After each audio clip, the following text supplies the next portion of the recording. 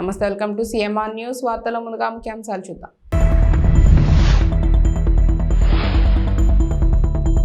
కేసీఆర్ పని అయిపోయింది, కారు షెడ్డుకే రేవంత్.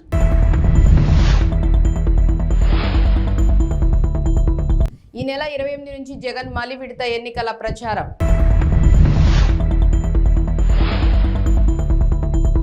ఈ నెల 29న తెలంగాణలో జేపీ నడ్డా పర్యటన.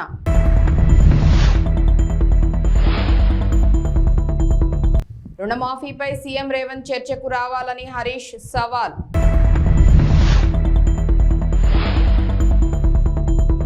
టీటీడీకి చెందిన 2000 నోట్ల మార్పిడికి ఆర్బీఐ అంగీకారం.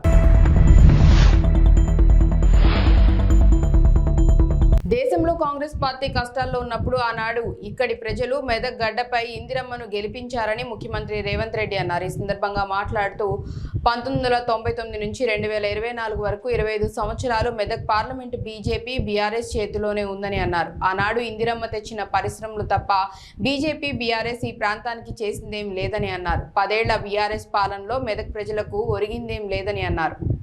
ముఖ్యమంత్రిగా ఈ రాష్ట్ర ప్రజలకు ఇచ్చిన హామీలు అమలు చేయకపోను 4 కోట్ల తెలంగాణ ప్రజల్ని మోసం చేసినందుకు మొన్న డిసెంబర్ నాడు మీరందరూ కలిసి టిఆర్ఎస్ పార్టీని తిత్తిదీసి కోదండానికి వేలాడేసి ఈరోజు కారు గుర్తును కార్ఖానకు పంపించారు. అయ్యా కొడుకులు చెప్తున్నారు కారు కార్ఖానకు పోయింది మళ్ళీ వాపసు వస్తుందని. మాకానే చెప్తున్నాడు సారీ కాదు, కార్ఖానా నుంచి వాపసు రాదు, తూకానికి అమ్మాల్సిందే, దాని పని అయిపోయింది, అనుం చెడ్డది అని చెప్పి. అందుకే ఇవాళ కేసీఆర్ ఎన్ని చెప్పినా, కేటీఆర్ ఎన్ని అబద్ధాలు మాట్లాడినా, తండ్రి 4 గంటలు కొడుకు 2 గంటలు టీవీ 9లో కూర్చొని ఎంత దుఃఖం వెళ్ళిపుచ్చినా ప్రజలకు సానుభూతి రాలేదు. ఇవాళ ఆ సానుభూతి రాలేదు అని చెప్పి చంద్రశేఖరరావు గారు బస్ వేసుకొని బయలుదేరిండు. కారు పని అయిపోయిందని ఇవాళ బస్ వేసుకొని బయలుదేరిండు. నిన్న మిర్యాలగూడ పోయిండు, సూర్యాపేట పోయిండు, భువనగిరికి వచ్చిండు. ఇవాళ ఆయన యాత్ర చూస్తుంటే 100 ఎలుకలు తిన్న పిల్లంట తీర్థయాత్రలకు పోయి వచ్చిందంట. నా పాపాలన్నీ మన్నించు అని.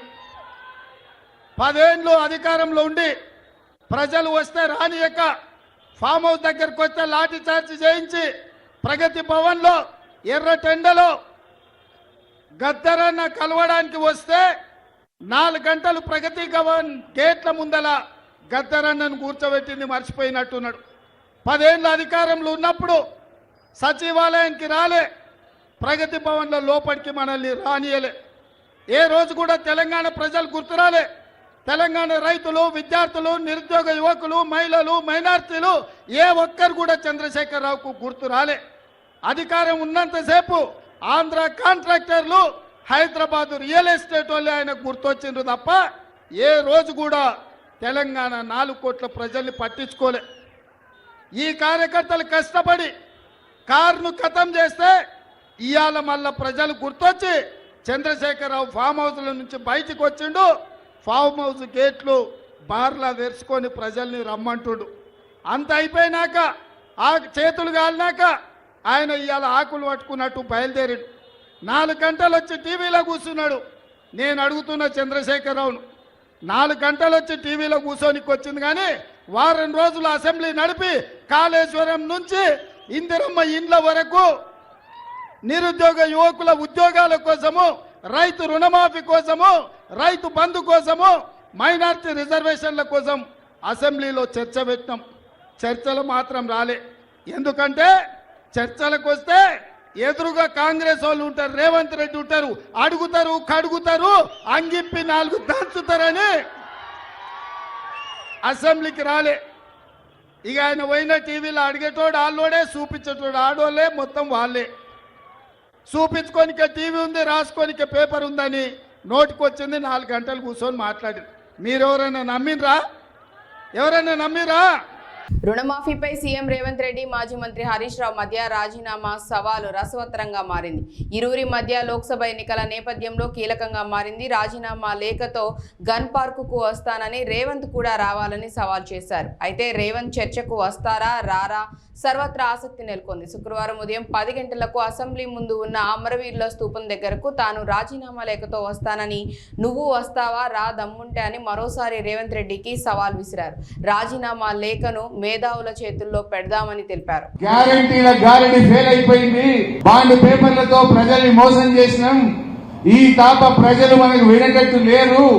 కాంగ్రెస్ పార్టీని తుక్కుగా ఓడగొట్టేట్టున్నారని ఇప్పుడు నయా నాటకం, దేవుడి మీద ఒట్ల నాటకం మొదలుపెట్టింది. నేను మొన్న ఛాలెంజ్ చేసిన రేవంత్ రెడ్డి మొన్న ఏమంటుడు, కొత్తగా రుణమాఫీ చేయలేదని చెప్పి ఆగస్టు 15లోగా రుణమాఫీ చేస్తానని ఒక నయా నాటకం మొదలుపెట్టింది. మిస్టర్ రేవంత్ రెడ్డి, ఆగస్టు 15వ తారీఖు లోపు నువ్వు 2 లక్షల రుణమాఫీ చేయకపోతే ముఖ్యమంత్రి పదవికి రాజీనామాకు సిద్ధమా అని నేను అడిగిన. నువ్వు దేవుడి మీద ఎట్టున్నావు, రాజీనామాకు సిద్ధమా అని అడిగిన. అడిగితే తొండి ఆట ఆడుతున్నాడు.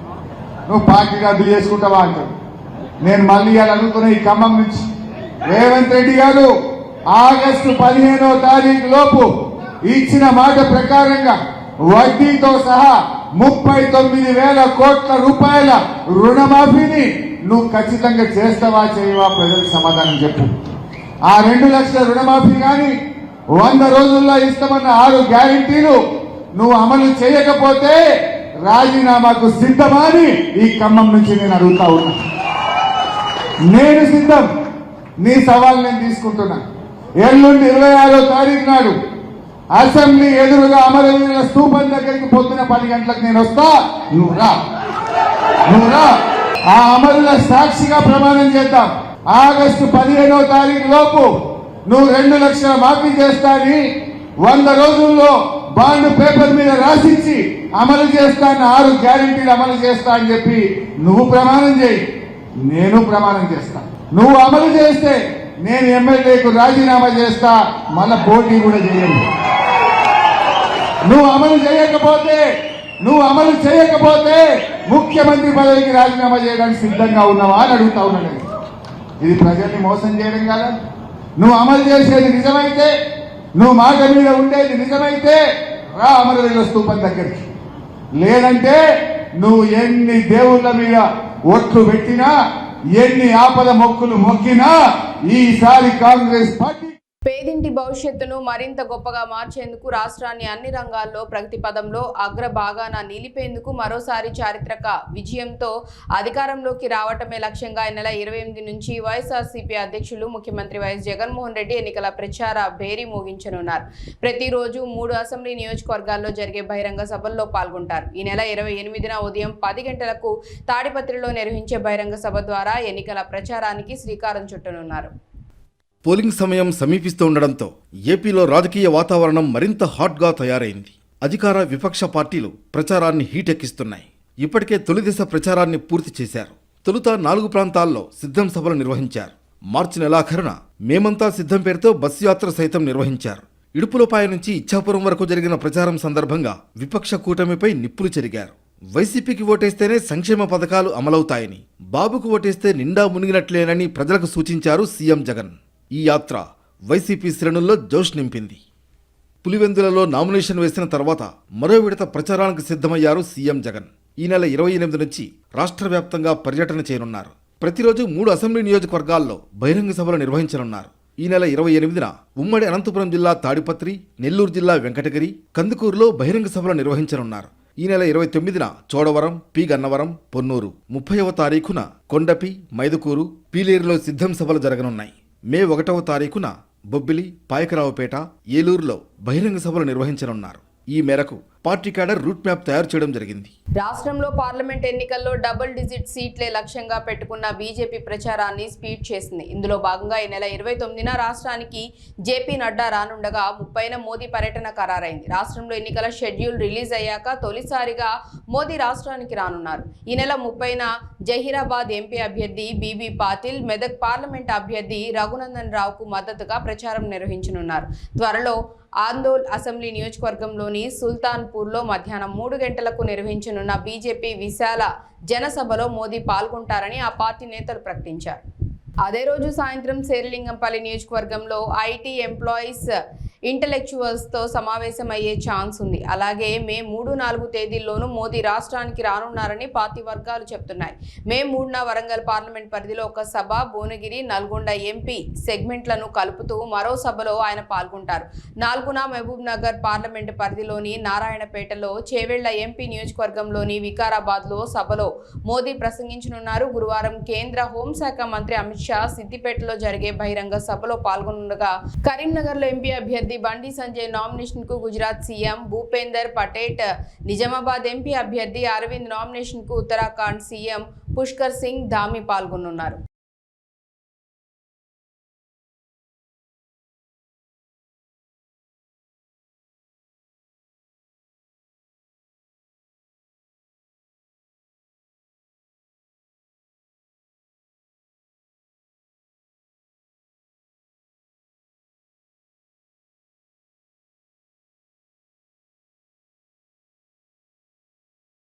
కరీంనగర్ ప్రభుత్వ మహిళా డిగ్రీ కళాశాలకు కేంద్ర ప్రభుత్వం అటానమస్ హోదా కల్పించనుంది. కరీంనగర్ ప్రభుత్వ మహిళా డిగ్రీ కళాశాలకు అటానమస్ హోదా కల్పించాలని కోరుతూ ఫిబ్రవరి 16న ఎంపీ బీజేపీ జాతీయ ప్రధాన కార్యదర్శి బండి సంజయ్ కేంద్రానికి లేఖ రాశారు. బండి సంజయ్ లేఖపై కేంద్రం స్పందించింది. అటానమస్ హోదా కల్పిస్తున్నట్లు శాతవాహన యూనివర్సిటీ రిజిస్ట్రార్కు లేఖ అందించారు. అటానమస్ హోదా కల్పించినందుకు కేంద్ర మానవ వనరుల అభివృద్ధి శాఖకు బండి సంజయ్ కృతజ్ఞతలు తెలిపారు. ఇదే సైన్స్ కాలేజీలో కానీ ఆర్ట్స్ కాలేజీలో చదువుకున్న తర్వాత అనేక సమస్యల మీద అవగాహన ఉంటుంది. ప్రభుత్వ కళాశాలలో చదువుకునే విద్యార్థులందరూ కూడా సమస్యల మీద అవగాహన ఉంటుంది. నేను ప్రభుత్వ కళాశాలలో చదువుకునే వాటి నేను ఎంపీ అయ్యాను. ఒక పార్లమెంట్ సభ్యుడిగా ఏ సమస్య వచ్చినా, ఏ ఇబ్బంది వచ్చినా ఈ కళాశాల సమస్యల మీద ఒక అవగాహనతోనే తప్పకుండా పరిష్కరించే ప్రయత్నం చేస్తాను.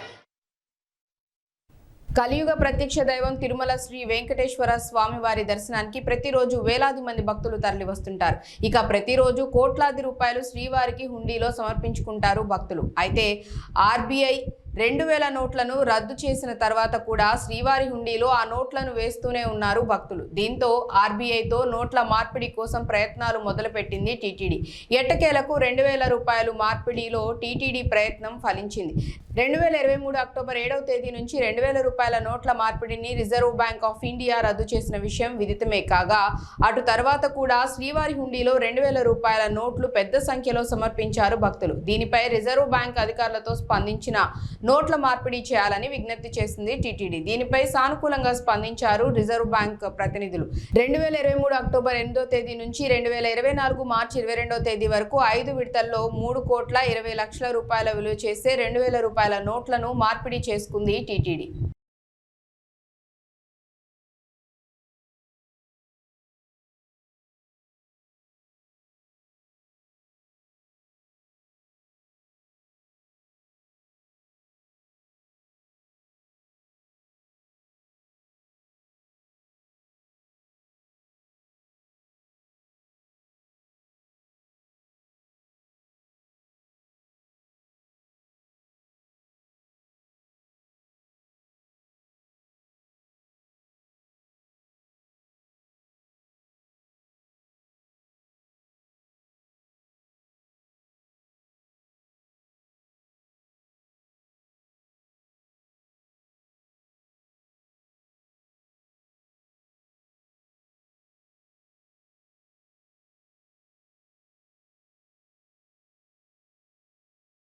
తెలుగు రాష్ట్రాల్లో ఎండలు మండిపోతున్నాయి. రికార్డు స్థాయిలో ఉష్ణోగ్రతలు నమోదవుతున్నాయి. పలు జిల్లాల్లో ఉష్ణోగ్రతలు 45 డిగ్రీలకు పైమాటే.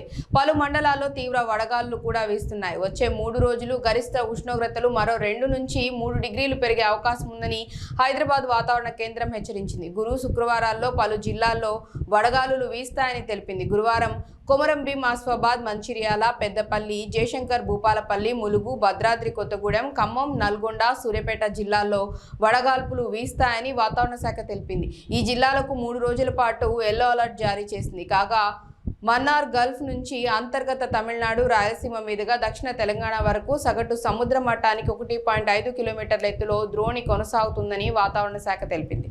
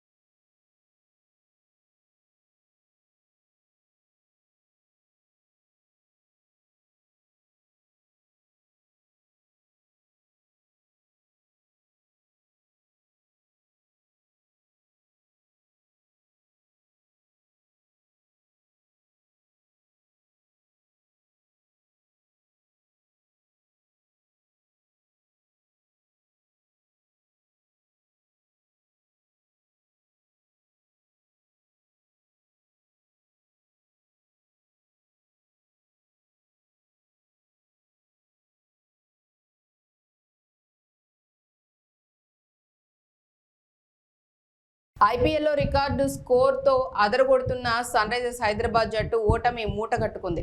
అది కూడా ఈ సీజన్లో పేలవ ప్రదర్శన చేస్తున్న ఆర్సీబీపై కావటం అభిమానులకు మరింత బాధని కలిగిస్తోంది. అంతేకాదు సొంత మైదానం ఉప్పల్లో ఘన విజయం సాధిస్తుందని భావించిన అభిమానులను పూర్తిగా నిరాశకు గురిచేసింది. స్టార్ బ్యాట్స్మెన్లు అందరూ చేతులెత్తేశారు. కెప్టెన్ ప్యాట్ కమిన్స్ సహా బౌలర్లందరూ నిరాశపరిచారు. దీంతో ఆర్సీబీ 35 పరుగుల తేడాతో విజయం సాధించింది. వరుసగా 6 మ్యాచ్ల్లో ఓడి డీలా పడిన ఆ జట్టు ఎట్టకేలకు సుమారు నెల రోజుల తర్వాత గెలుపు బాట పట్టింది. Rajat Patidar player of the match గా నిలిచారు.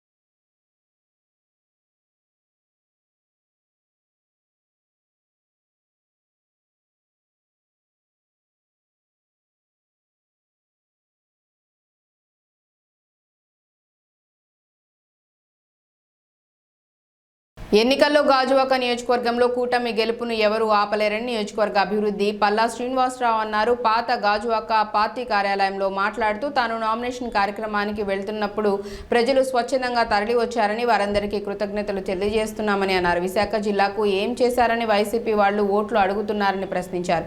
రాష్ట్రాన్ని అప్పుల ఊబిలోకి నెట్టారని ఓట్లేయాలా లేక ప్రజాధనాన్ని దుర్వినియోగం చేస్తున్నారని ఓట్లేయాలా అని నిలదీశారు. గత 5 ఏళ్లలో గాజువాక ఎలాంటి అభివృద్ధికి నోచుకోలేదని అన్నారు.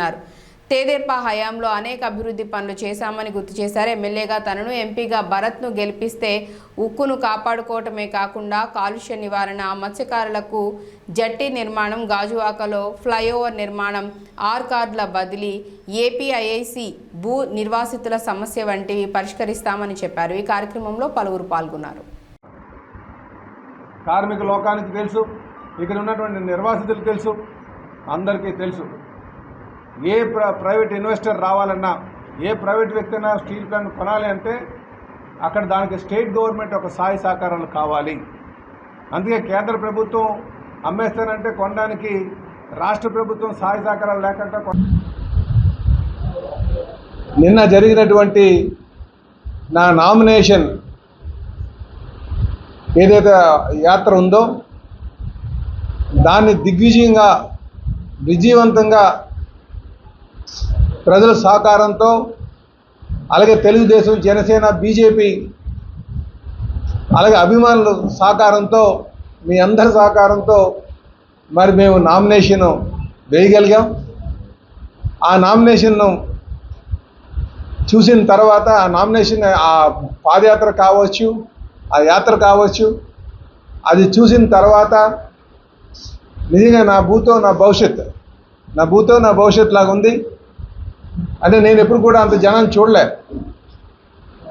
దాన్ని బట్టి నాకు అర్థమవుతుంది ఏంటంటే ప్రజలు మార్పు కోరుకుంటున్నారు.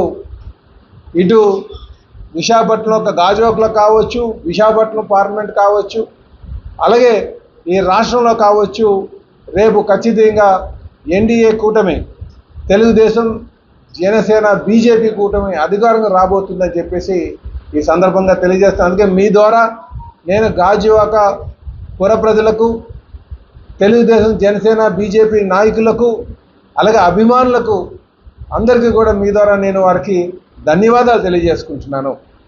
నేను నా మీద భరోసాగా పెట్టి అంతమంది మరి స్వచ్ఛందంగా పాల్గొని సుమారు 3 గంటల పాటు ఆ మండు టెంట్లో మాతో పాటు అక్కడ నామినేషన్ ఫైలింగ్ కోసం వచ్చినందుకు వారందరికీ కూడా నేను పేరు పేరున ధన్యవాదాలు తెలియజేస్తున్నా. మరి సోదరులారా, ఈరోజు మళ్ళీ మీ ద్వారా నేను ప్రజానికాన్ని కోరుతున్నాను. గడిచిన 15 సంవత్సరాలుగా మేము ఎప్పటి నుంచో ఉన్నాం. చెప్పాలంటే మా నాన్నగారు 71, 72లో సర్పంచ్ అయ్యారు. అప్పటి నుంచి ఈ ప్రాంతంతో ఇక్కడ ఉన్నటువంటి ప్రజలతో మమేకమయ్యే ఉన్నాం. కుటుంబ పరంగా కార్మిక లోకంతో ఉంటాం. కానీ నేను ప్రత్యేకంగా 2009 నుంచి మరి నియోజకవర్గంలోనే ఉంటూ ఇక్కడ ఉన్నటువంటి సాధక బాధలు తెలుసుకొని మరి అప్పుడు నాకు 2014లో నాకు శాసనసభ్యుడిగా అవకాశం కల్పించారు. ఆ 5 సంవత్సరాలు 2014 నుంచి 2019 మధ్యన నేను అనేక సమస్యలు పరిష్కారం చేసేటువంటి పద్ధతి, నా యొక్క పద్ధతిని చూశారు. నేను అధికారం ఉన్నప్పుడు ఏ విధంగా సమస్యలు పరిష్కారం చేస్తానన్న దాని మీద పూర్తి అవగాహన ఇక్కడ ఉన్నటువంటి ప్రజలకు ఉంది. అలాగే అధికారం లేనప్పుడు నా పోరాట పటిమం ప్రజలతో మమేకమై ప్రజాపక్షాన్ని నించొని ప్రభుత్వం చేసినటువంటి ప్రజా వ్యతిరేక విధానాలపైన మేము పోరాటం చేసినటువంటి తీరు కూడా ఇక్కడ ఉన్నటువంటి ప్రజానికి తెలుసు. కనుక నేను గత 15 సంవత్సరాలుగా గాజువాక నియోజకవర్గంలోనే ఉండి అనేక సమస్యల పరిష్కారం పట్ల లేకపోతే పోరాటం చేసిన విషయంలో కావచ్చు, నాకు నా నైజం ఇక్కడ ఉన్నటువంటి ప్రజానికానికి తెలుసు. కనుక మళ్ళీ నాకు అవకాశం కల్పిస్తారనే నమ్మకం ఉందని చెప్పి ఈ సందర్భంగా నేను తెలియజేస్తున్నా. ఈరోజు ఇక్కడికి వచ్చినందుకు గాను మీ అందరికీ కూడా నేను ప్రెస్ సోదరులందరికీ పేరు పేరున నేను నమస్కారాలు తెలియజేసుకుంటాను.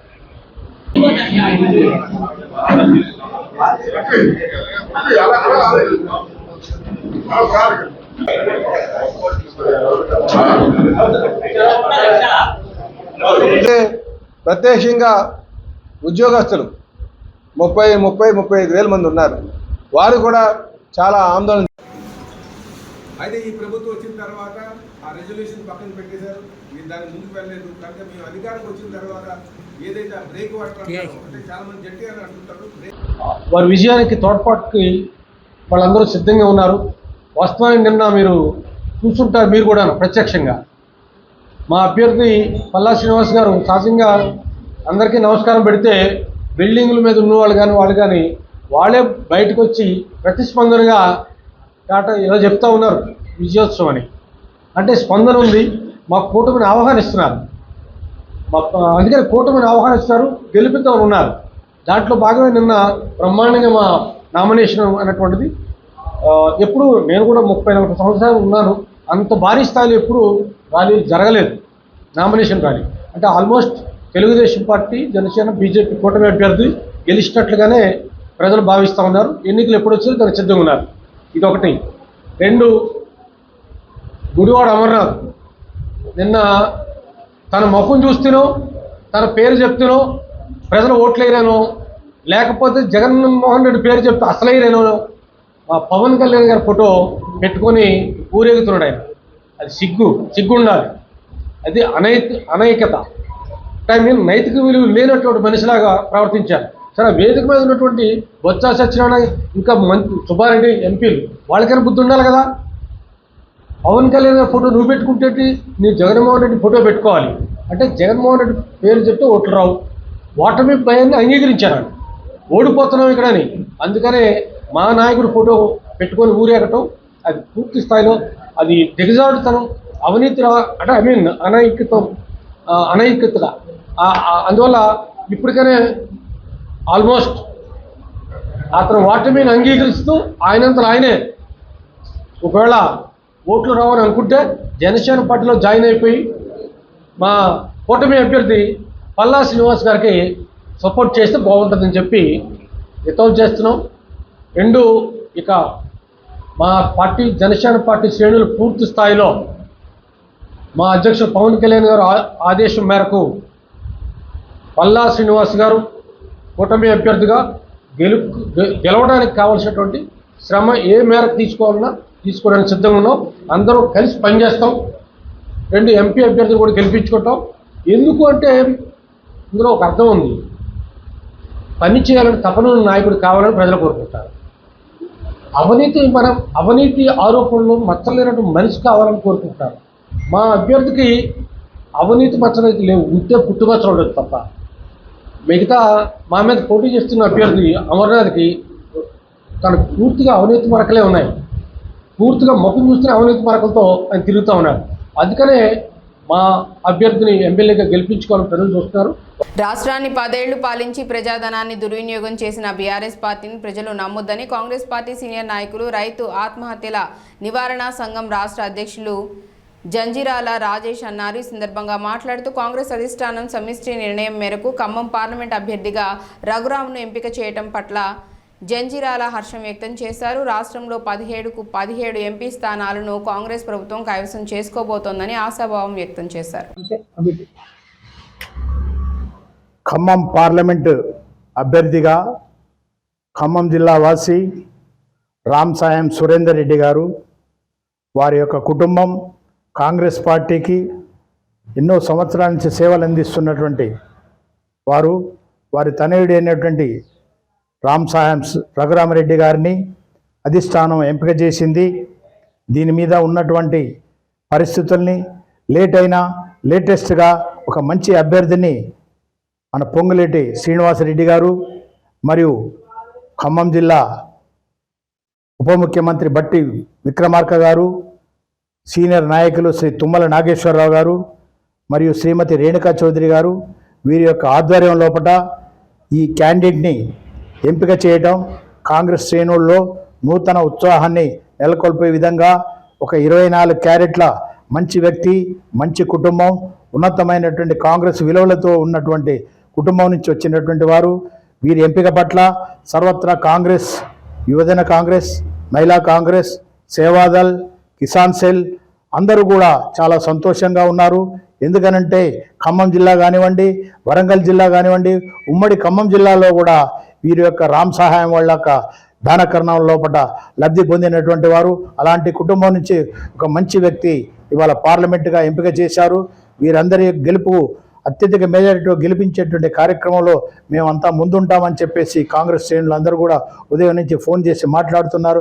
కాబట్టి వీరిని ఎంపిక చేసినటువంటి మల్లికార్జున ఖర్గే గారు కానివ్వండి, శ్రీమతి సోనియా గాంధీ గారు కానివ్వండి, శ్రీ రాహుల్ గాంధీ గారు కానివ్వండి, శ్రీమతి ప్రియాంక గాంధీ గారు కానివ్వండి, మరి అదేవిధంగా రాష్ట్ర ముఖ్యమంత్రి శ్రీ రేవంత్ రెడ్డి గారు కానివ్వండి, అనేక మంది పెద్దలందరికీ కూడా హృదయపూర్వక ధన్యవాదాలు తెలియజేస్తూ రామ్ సహాయం రఘురామరెడ్డి గారిని విజయాన్ని అప్రతిహతంగా బంపర్ మెజారిటీతో ఖమ్మం జిల్లా నుంచి వరంగల్ జిల్లాలో, ఖమ్మం జిల్లాలో 2 నియోజకవర్గాలు, అదేవిధంగా వరంగల్లో ఉన్నటువంటి 2 పార్లమెంటు స్థానాలు కూడా 4 పార్లమెంటు స్థానాలను కూడా కాంగ్రెస్ పార్టీ కార్యకర్తలు మరియు బడుగు బలహీన వర్గాలు, బీసీలు, ఎస్సీలు, ముఖ్యంగా బంజారాలు వీళ్ళందరూ కూడా కాంగ్రెస్ పార్టీ పట్టం కట్టాలనేటువంటి దాని మీద ఉన్నారు.